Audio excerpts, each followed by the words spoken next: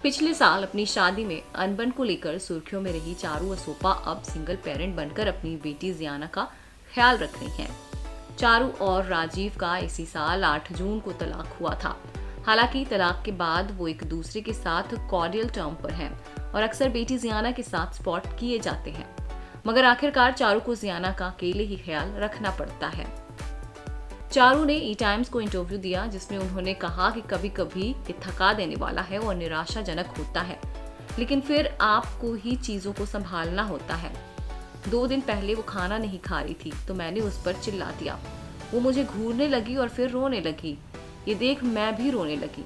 एक माँ के रूप में ये कभी कभी मुश्किल हो जाता है कि चीजों को कैसे संभालना है। हम दोनों एक दूसरे के साथ काफी कुछ सीख रहे हैं। चारू ने कहा कि मैं हर दिन कुछ नया सीख रही हूँ, चाहे वो उसके फूड से रिलेटेड हो या किसी दूसरी चीज से। मैं उसके खाने के साथ एक्सपेरिमेंट करती रहती हूँ। हम दोनों एक दूसरे के साथ तालमेल बिठाने की कोशिश कर रहे हैं। चारू ने यह भी कहा कि हर बच्चे की परवरिश अलग तरह से होती है, ठीक वैसे ही जैसे हर महिला की मदरहुड जर्नी अलग होती है। चारू ने बात करते हुए आगे कहा कि उन्हें इन दिनों घर ढूंढने में परेशानी होती है। उन्होंने कहा कि जब मैं सिंगल थी तो घर ढूंढने में मुझे ज्यादा परेशानी नहीं हुई, लेकिन जियाना के साथ घर ढूंढने में परेशानी होती थी।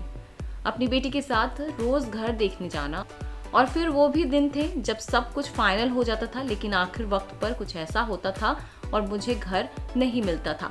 मैं सिंगल मदर हूँ और साथ ही एक्ट्रेस भी, तो आसानी से घर नहीं मिलता। उन्होंने ये भी बताया कि कई बार हाउसिंग हंटिंग के दौरान उन्हें बीच में ही कार रोकनी पड़ती थी ताकि वो जियाना को फीड कर सके। वेल, क्या कहना है आपका चारू के इस सिंगल मदरहुड पर?